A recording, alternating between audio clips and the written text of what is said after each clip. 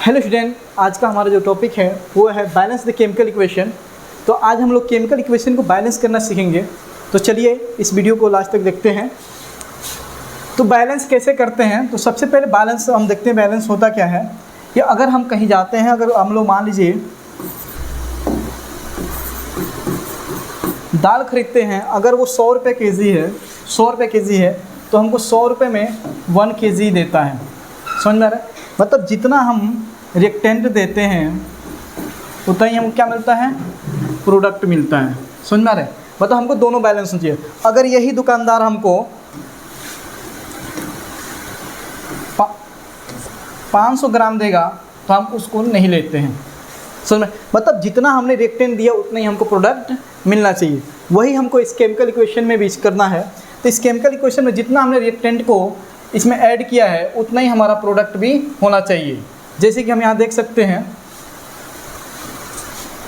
कि रिएक्टेंट में क्या है, ये हमारा जो है लेफ़्ट साइड में ये हमारा रिएक्टेंट होता है और जो राइट साइड में होता है वो प्रोडक्ट होता है। तो जितना रिएक्टेंट होगा उतना ही हमारा प्रोडक्ट होगा। अब देखिए रिएक्टेंट किस किस चीज़ से मिलकर बना है, hydrogen, nitrogen, oxygen, calcium, hydrogen, oxygen. तो ये जितना हाइड्रोजन है उतना ही हमारे प्रोडक्ट के साइड भी हाइड्रोजन होना चाहिए। जितना नाइट्रोजन रिएक्टेंट की तरफ है उतना नाइट्रोजन हमारा प्रोडक्ट की तरफ होना चाहिए। मतलब दोनों का आपका जो नंबर होगा वो दोनों का सेम होना चाहिए। तो चलिए इसको बैलेंस करके हम एक बार देखते हैं।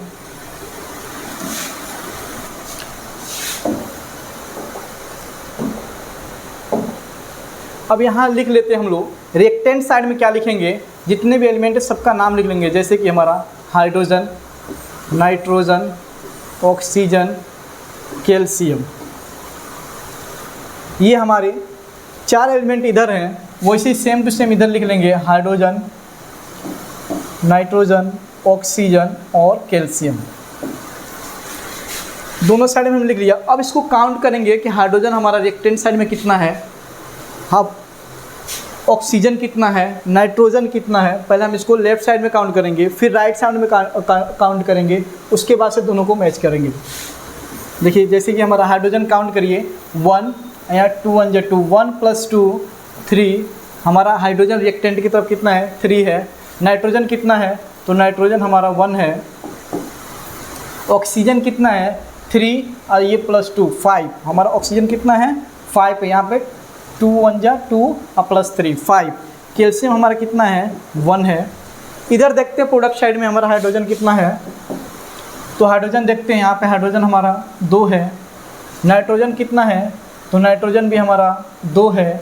ऑक्सीजन कितना है, तो ऑक्सीजन हमारा 1 और यहाँ पे 6, 3 3 6 और +1 7 है। और कैल्शियम हमारा 1 है।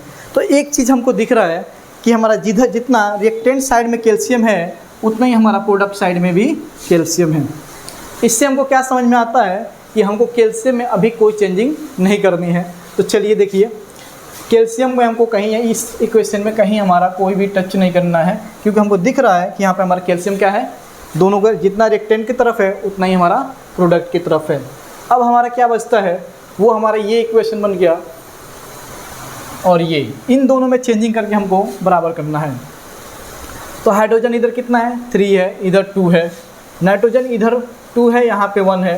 तो हमको पता है कि इस बीच में हमको कहीं भी कोई नंबर ऐड नहीं करनी है। हमको इसके बाहरी जो भी लिखना है इसके बाहरी लिखेंगे।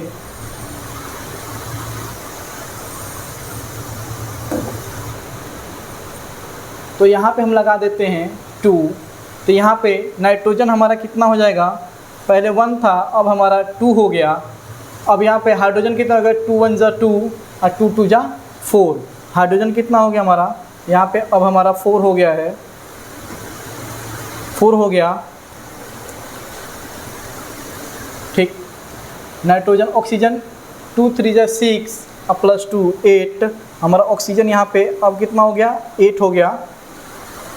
इधर देखते हैं, यहाँ पे अगर हम 2 लगा देते हैं तो 2 2 जा 4। हाइड्रोजन हमारा कितना हो जाएगा, 4 हो जाएगा।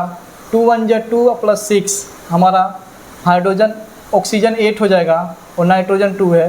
तो आप देख सकते हैं हमारा इक्वेशन यहाँ पे, इधर भी 4 हाइड्रोजन, इधर भी 4, ये भी हमारा 2, ये भी 2, ये 8 8 1 1।